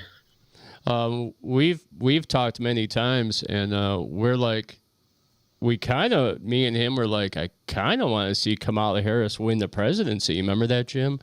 We're like, let's get the inevitable over with the fall of the United States, and let's get it really kicking. Remember that? Those conversations. Speed things up. Come on now. Yeah, let's just speed them up because it's a slow decline, man. And yeah, that's my thing. All right, so we will get to your song "Art of Corruption" in just 1 minute. Besides the EP coming out, do you guys have any shows coming up? Oh yeah, 8/16 at the Vortex in Akron, and then actually a week later, we'll be at Westside Bowl in Youngstown. Westside Bowl, I heard a lot of cool things about that place. You like playing there? It's pretty cool venue. Yeah, I hear some good stuff about that. All right, man. Well, I want to thank you so much for stopping by. It's been Mark with Inherently Lost. This is a great band in Youngstown. They also play Pittsburgh. They're very cool. Check out their music. We're going to play your song right now called Art of Corruption. Thank you for joining Outlaw Radio, and you have a fantastic evening. All right. Thank you. You too. Nice man. talking to you. Nice talking to you, and we'll be talking to you again soon. Awesome. All right, take it easy. Outlaw Radio, baby. Inherently Lost. Art of Corruption.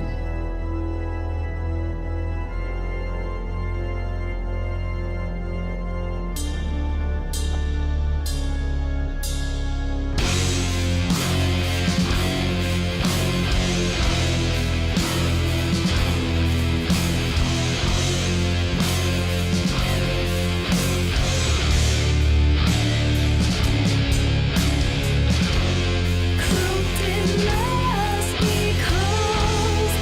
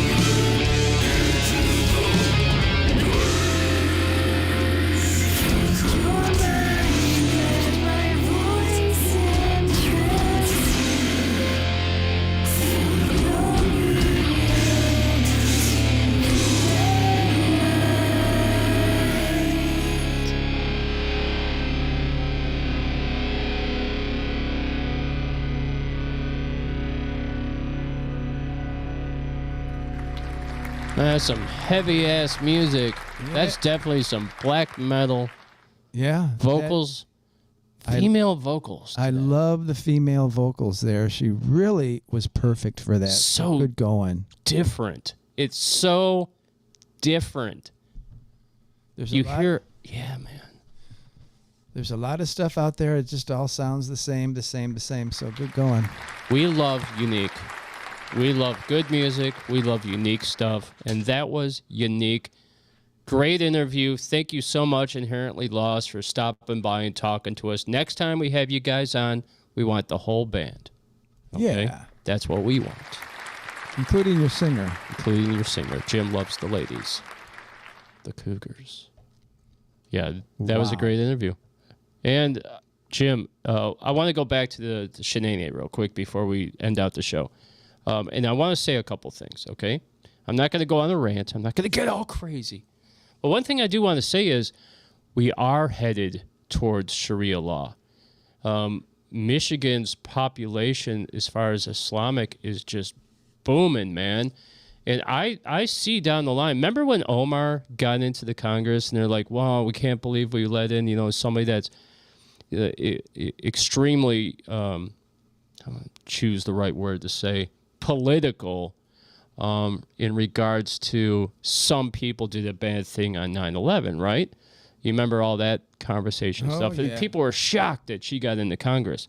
Man, we're we're 10 starting. years away. We're 10 years away of having the first Sharia president running for office. We're mayors. Look at the United Kingdom. If you want to see where the United States is headed, look at the United Kingdom, because that's, in my opinion, that's where a lot of it's headed. Matt Chase said, well done tonight, Jim and Jeff. Unique music for a unique show. Thank you so much, man. We love what we're doing, don't we, Jim? Yes, we do. It's a lot of fun. And Robert Solon said he agrees. Great female touch on the vocals. So different, right? Right, Sully? Yeah, we like unique, and that was definitely unique. Okay, so my opinion, my little rant is that we're already headed for that. Nostradamus has already predicted things like that. And I see down the line if we get another Democrat in office, and if we might even have a party called the Radical Left.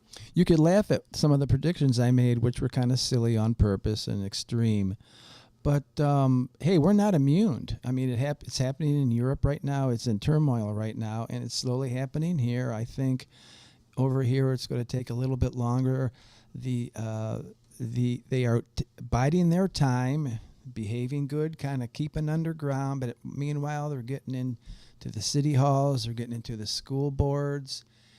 And it is happening, and I don't think it's going to be stopped. Jim said before the show, he goes, Jeff, we are in a civil war. And I said, you're damn right, Jim. It's the Republicans and the Democrats. That's the first warning shots, don't you think? It's starting to get real, I think. Yeah. People are shooting each other and stuff. Yeah, Love and Blood, Unsatisfied. We're glad, happy that we could talk to Dwayne about you guys tonight. And, yeah, it's been a really cool show. I want you guys to tune in with us next Sunday. Next Sunday's show, let me back that up. Thursday, we might have something very special, okay? And we're not going to announce it till the day of to make sure we're all set to go, but we have someone coming. Oh, that's what you're talking about. Yeah, I guess we're in a conundrum. We don't know what to think or do at this point. Yeah, we're in a conundrum. Sucks. And we're not sure. I mean, the whole thing is good. We have the greatest of the greatest. Yeah, we have somebody coming up. Possibly coming up Thursday. So stay tuned. If it happens, it'll happen at 5 o'clock. If it doesn't happen, you're still going to see another great show by Outlaw Radio Nation. And we will promote the heck out of that show, too. Yeah. Because people will need to listen to this. But we'll probably have to promote it afterwards. He's a rock star. We're not 100% sure it's going to happen. He's a rock star. Okay. Also, all right, so next Sunday, we have a really, really big show. We have the metal show. We have a demonologist, demon seer, and author, June Lundgren, coming on. She sees demons, dude. Some people see angels. She sees demons. We're going to hear everything there is to know about demons, how they affect our life, the afterlife. If people see demons in the afterlife, I want to know about all of it. And we're going to get to the bottom of it. Right, Jim? Yeah, we are. We also have the Buckland Museum of Witchcraft and Magic. We're going to be talking about that whole experience, showing some photos, and really getting into detail about it. We also have the Zack Attack, a ton of great music that will tear the roof off. We have bands Conspiracy 216, Witch Rune, Inherently Lost, Ancient Limbs, After the Apocalypse, Awaiting Abigail, Oblivia, Lovesick Drug, The Rising Fall, True Devil, Midnight Whiskey Massacre from the United Kingdom, and The Void Dead. One more thing, we got to get Leslie Fugit on this week, so that's going to happen too. She was wonderful. She was here on the show live in between us a couple months ago, and we've been trying to work out something to get her back. Yeah, she'll be on a Thursday show for sure. Okay, coming up. Don't forget, you can hear all the killer music from our shows on Rockstar Radio Underground on Live 365 in North Carolina. And I got one last one for you. Jim, how do Democrats keep their breath fresh?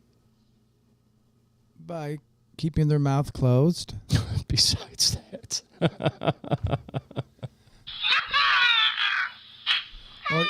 That was pretty witty. Or is it something like, don't be fresh? And don't get fresh with me, mister. It has nothing to do with breath, smell. I thought you were going to say, never mind. Okay. Okay, so how do Democrats keep their breath fresh? With entitlements. Oh, did you make that up? You like that? I made that up. Entitlements? Entitlements. I don't get it. Because they're entitlements. Oh. Entitlements and mints. That's so obvious I didn't mention. Oh, boy. I didn't catch that. Entitlements. Entitlements. Okay, so Matt Guca said he's going back next Sunday before the show to the Buckland, and he's taking his niece. Really? Brian McCabe said he's looking forward to next week. Unfortunately, he only sees dumb people. Like, I see dead people. I see dumb people. Okay. And yeah, thank you everybody for watching the show. Janine Spring, Matt Guca, Diane Baker. You guys freaking rock. We appreciate you guys big time. So stay tuned. Next Thursday, we might have something big happening at 5 o'clock. If not, we're still gonna bring Outlaw Radio Nation. I'd say we're about 95% there. I would say we're 99%. We just don't want to. We just don't want to say it because we're scared.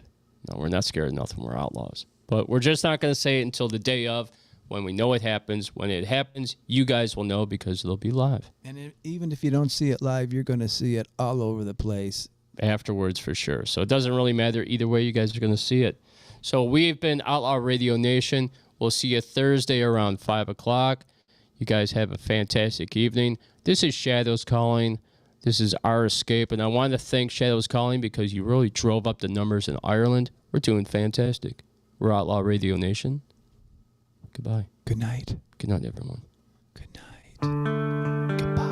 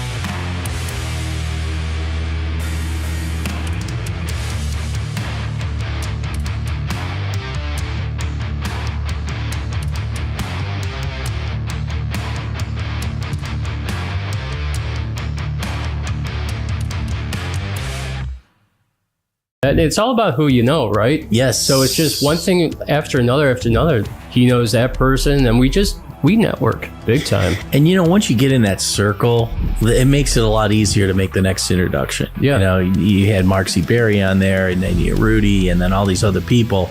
Now you have a plethora of references you can come back to, which is really fantastic. So, and we're going to use them. Absolutely. When we call somebody. Yes. Yeah. I was thinking I wanted to hit on Joe Walsh, but then Jeff just mentioned that's already in the works. But I think I might check out his website and see if I can get the ball rolling a little bit. I'll give you his contact because I have his number.